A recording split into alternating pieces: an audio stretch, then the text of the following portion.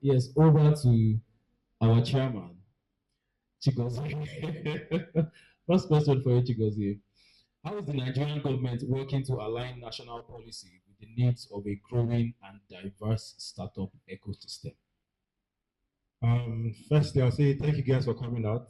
It's interesting to see how intentional people are on this kind of conversations and a very solid panel. I mean, I've heard every single person speak and it's touching to every single thing we hear every day. I currently work at the Office of the President on industry and investment, and it touched across all sectors, right? I had agriculture, I had AI founder, SME funds.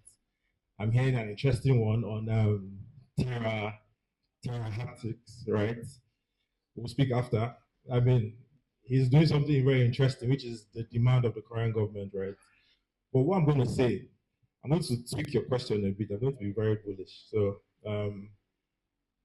there are a lot of bright minds that are not trying to get involved in governance, right?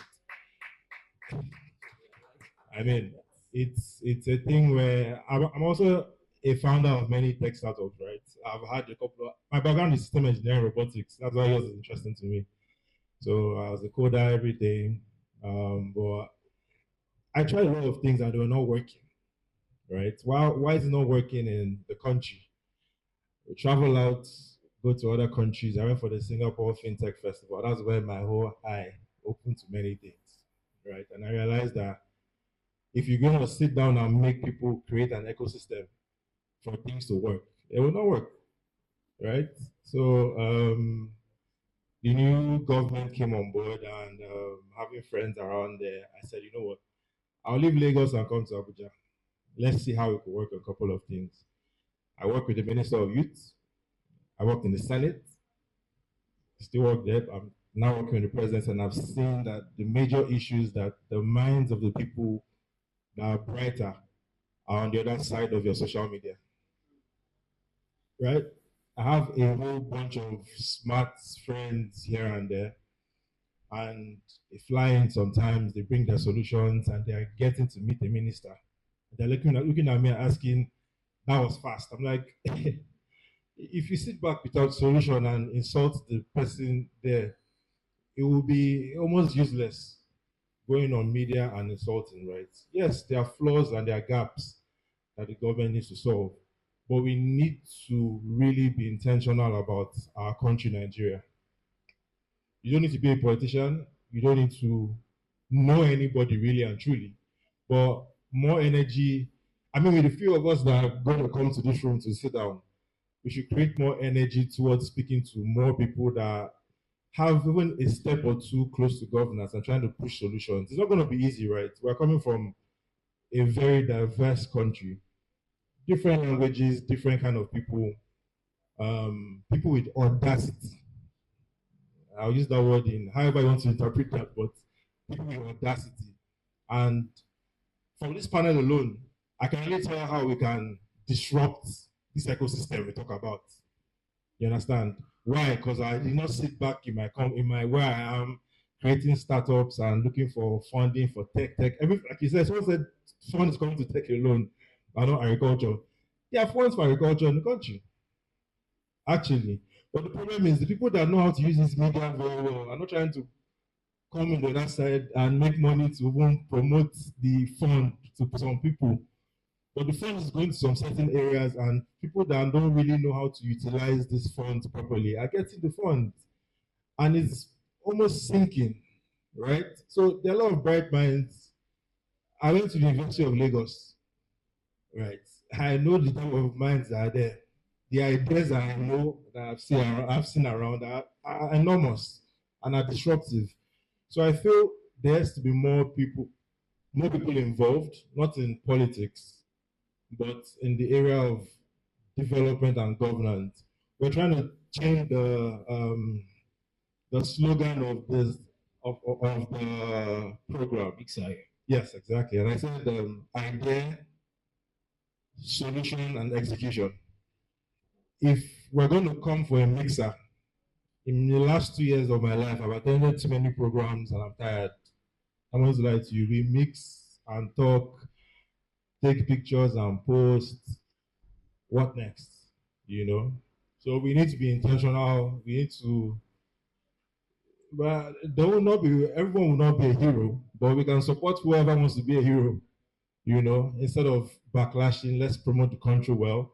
Let's give the country a good light. For agriculture, let's give the country a good light on agriculture so that people can actually bring money for agriculture. Because other countries in Africa, I can't mention these countries, but I know some countries that are getting, I'm not using vulgar language, but getting a lot of money for smallholder farmers, right? I've gone in between these states. Oh, I'm not a bougie guy.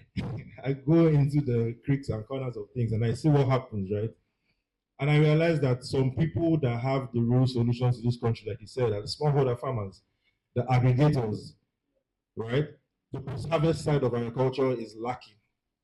So solutions like what you said, you mentioned mining, oil and gas. There should be solutions to. I think we can work on solutions around logistics, aggregation, using IoT in terms of things. I can start speaking your tech languages. We can talk about it, but I mean, there's a lot of areas. So I mean, let me not take too much time. There are more questions, but I mean, yeah. Fantastic. A round of applause for Chigozie, please. So you twisted my question. I'm going to twist the question I want to ask you again now, Chigozie. You've spoken from inside, speaking about outside coming in, right? What we outside are doing wrong. So to that point, what are the biggest policy barriers now inside in the government preventing inclusive participation in tech and innovation across Nigeria, and how are you addressing them? I'll pick one point I made from the initial point, which is the type of minds we want in governance, right? Policies are created every day, different programs. For tech, there's the TMTT program. I don't know if you know about TMTT program for digital economy. Yeah, there's Naseni, there's NITDA, there are a couple of these agencies that are trying to solve these problems, right? But at the same time, there are more policies that need to be created. And from interactions like this, I hear solutions that can solve the whole thing. But I don't know how to tell the person that is trying to, no, I don't really, the government is useless, and I'm like, okay, if the mindset is already this way, which is not their fault in particular, I understand, but at the same time, it's almost hard to convince someone about how to really like come out of of that box and say, okay, look, let's make this happen. I might have been one of the people that have tried to be stubborn to leave my comfort zone. I know where I would have been by now, not trying to solve one or two problems, but internally there are a lot of gaps, and we need more minds trying to solve these problems across sectors, not just tech, because anytime there's a founders mixer, it's always tech. I'm sure everybody has tech. I've heard when they're doing the past back, I was saying AI founder, tech founder. Yeah, I've been tech bro too, but I tried I tried real estate, I tried agriculture, I'm still in them. I mean, there needs to be more important minds. I'm saying important minds because some minds are very, very sound, but not as important to the society. Because what they're trying to use their importance is for the wrong reasons, right?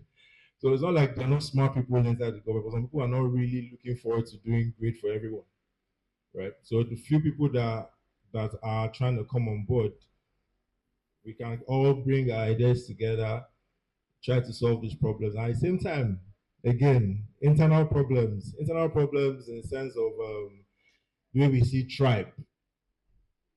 Let me be a bit controversial. So the way you see tribe, the way we handle some conversations around it, it's very toxic, right? Especially what's going on Twitter and Instagram. It's a barrier for international partners, right?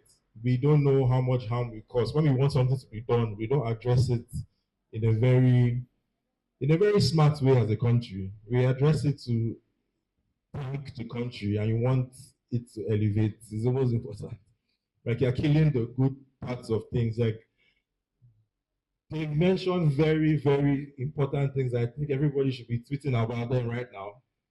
and trying to promote what the country has, because these are the real solid minerals we have in the country, right? Because nowadays the world has changed. Everybody's investing in people. But if we keep insulting the country, everybody in the country will be profiled as people that do not deserve these things, right? So the little that we have going well for us, let's try to help ourselves. The government is not perfect. The government is also trying what they can do. But like I said, we need more people with very smart, important minds inside the government, right? And you don't need to be holding the position fully, but you could be on a team trying to change the mind of whoever is trying to create that policy and say, no, this will not work for this person and all that, which is what I use myself as an example. Don't let me know you have an idea of how disruptive I've been somehow. But yeah, I feel if it's people. The people is the problem, both in the government and out of the government. The people of how we see things. Um, yeah, let's all just get involved in a very good way. All our ideas. Also. Thank you very much, Chigozie. Tomorrow with African beats. We'll build the bridges, dig the wells, create the apps and ring the bells. From startups born in village squares to take that answers local prayers. We've got the heart, we've got